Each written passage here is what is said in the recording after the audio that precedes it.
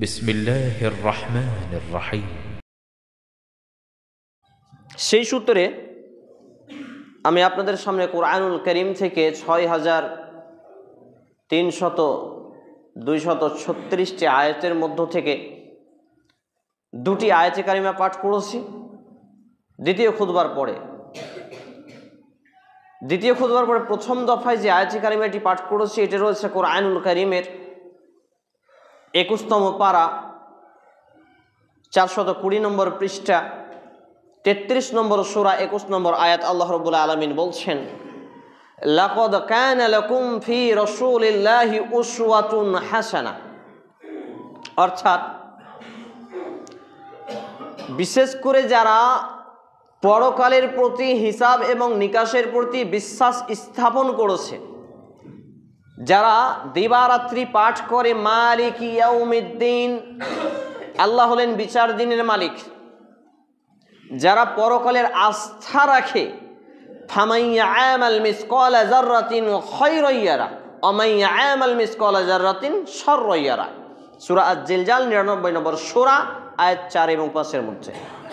অর্থাৎ আল্লাহ রাব্বুল আলামিন বিচারের মাঠে আমার বিন্দু পরিমাণ, অণু পরিমাণ, ক্ষুদ্র থেকে ক্ষুদ্র ভালো এবং মন্দের ফলাফল আমাকে দেবেন এবং আমি তা স্বচক্ষে দেখতে পাবো। যারা এটা বিশ্বাস স্থাপন করে তাদের জন্য নবী মুহাম্মদুর রাসূলুল্লাহ বলি সাল্লাল্লাহু আলাইহি ওয়াসাল্লামের মধ্যে রয়েছে উত্তম আদর্শ, উত্তম মাপকাঠি, উত্তম ফরমা। অর্থাৎ পৃথিবীতে এমন কোনো মানুষ, এমন কোনো লোক, এমন কোনো ব্যক্তি, এমন কোনো নেতা, এমন কোনো ব্যক্তির আদর্শ অনুসরণ করা জরুরি নয়, ফরজ নয়, একমাত্র নবী মুহাম্মদুর রাসূলুল্লাহ সাল্লাল্লাহু আলাইহি সাল্লামের আদর্শ বহির্ভূত। অর্থাৎ প্রত্যেকের আদর্শ কোরআন এবং সুন্নাহর অ্যাটাচমেন্টে হলে, কোরআন এবং সেই সুন্নাহর আলোকে হলে সেই আদর্শ আপনি গ্রহণ করতে পারেন। সেই আদর্শ যদি আবার কোরআন সুন্নাহ বহির্ভূত হয় তাহলে সেটা আপনাকে প্রত্যাখ্যান করতে হবে এবং প্রত্যাখ্যান করাটা হচ্ছে ফরজ, ফারজে আইন। কিন্তু একমাত্র যার আদর্শ কোনো ক্ষেত্রেই ছাড়া যাবে না, সর্বক্ষেত্রেই প্রযোজ্য, মান্যতাকারী, ফারজে আইন, বাধ্যতামূলক প্রত্যেকটা মুসলমানদের জন্য, সেটা হচ্ছে নবী মুহাম্মদুর রাসূলুল্লাহ সাল্লাল্লাহু আলাইহি সাল্লামের আদর্শ।